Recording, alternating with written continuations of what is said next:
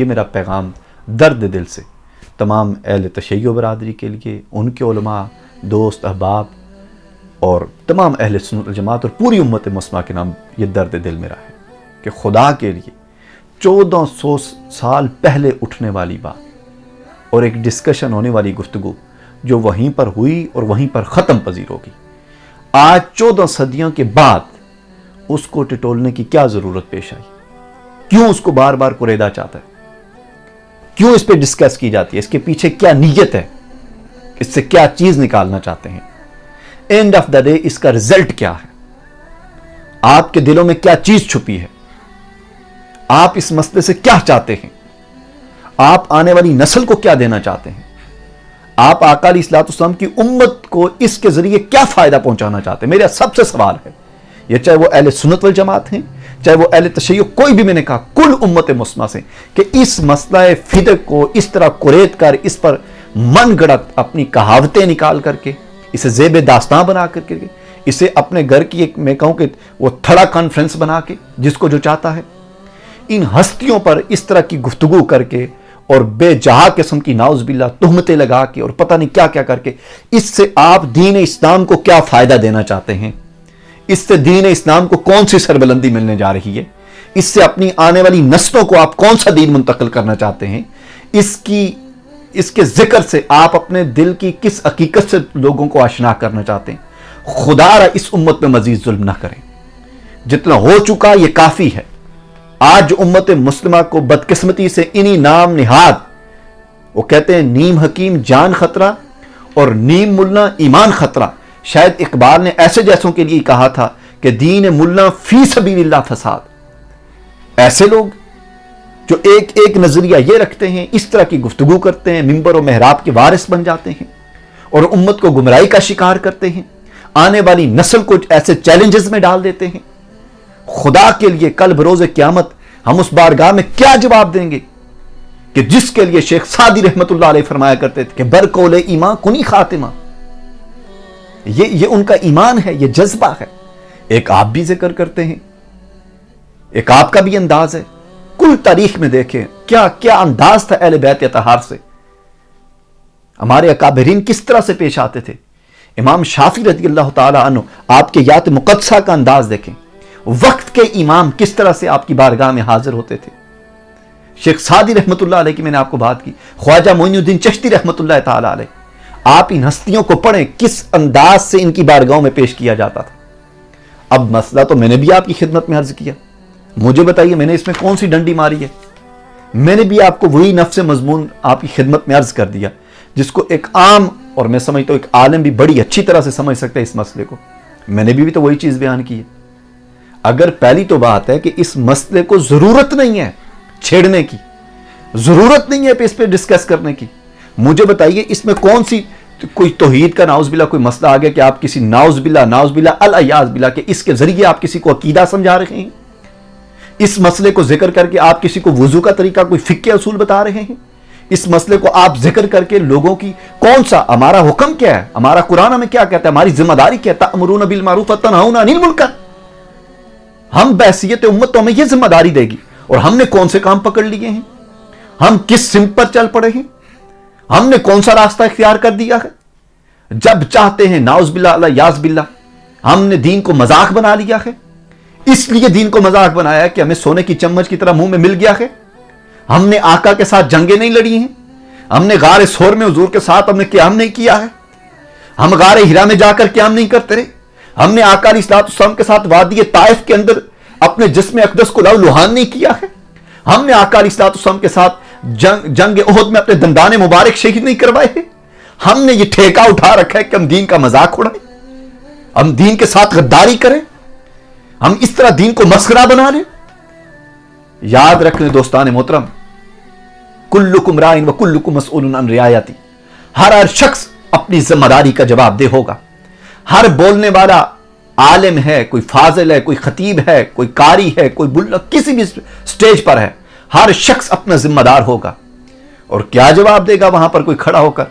آب کوثر پر آپ کیا جواب دیں گے تاجدار کائنات سے سم کی آل کے حوالے سے؟ کیا جواب ہوگا آپ کے پاس؟ آقا علیہ الصلوۃ والسلام کی آنکھوں کی ٹھنڈک کے بارے میں کیا عقیدہ رکھتے تھے؟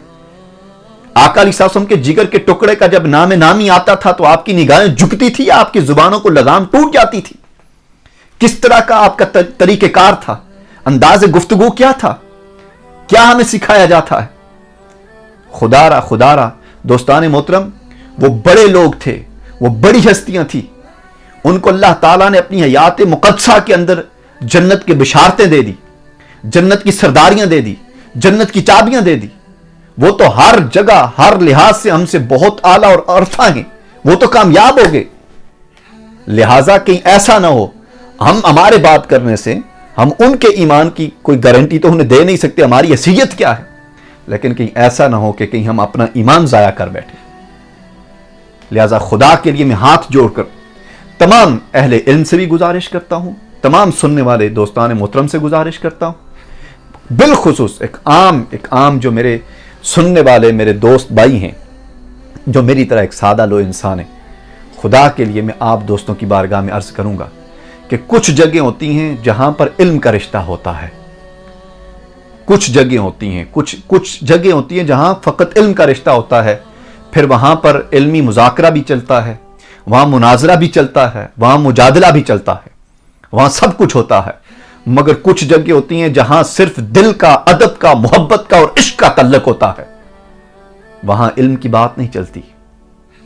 ये वैसे मैं समझाने के लिए कर रहा हूं, किसी बारगाह के लिए इल्म तक जाने के लिए पहले अदब के तराजू में आपको तोला जाता है। सो अहले बैत अतहार सलामुल्लाह अलैहिम अजमाइन, बिलखुसूस जो हस्तियां हैं आका अलैहिस्सलाम की आले अक़दस, सबसे पहला अगर दीन के रिश्ते में हुजूर सल्लल्लाहु अलैहि वसल्लम के बाद कोई अदब का रिश्ता है, मोहब्बत का, इश्क का, वारफ्तगी का, तो अहले बैत अतहार हैं। अपना रिश्ता अहले बैत अतहार से जैसा रखें मगर अदब टूटने ना पाए।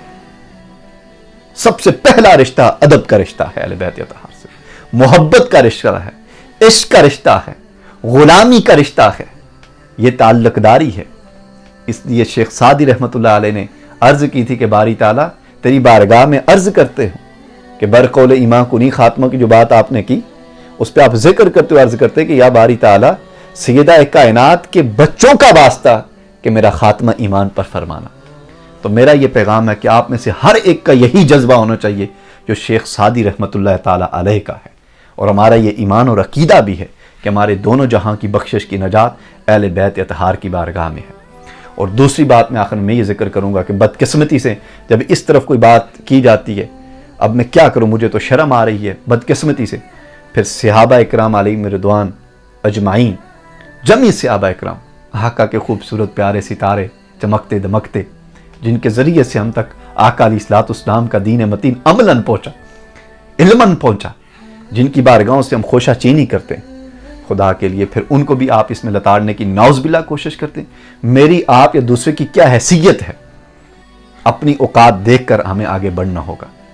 बड़ी बात है कि इस वक्त जो इस्लाम को बड़े चैलेंजेस हैं, खुदा के लिए बहसीयत उम्मत में अर्ज़ करता हूँ कि अपनी तवज्जो उन पर मरकूज़ करें।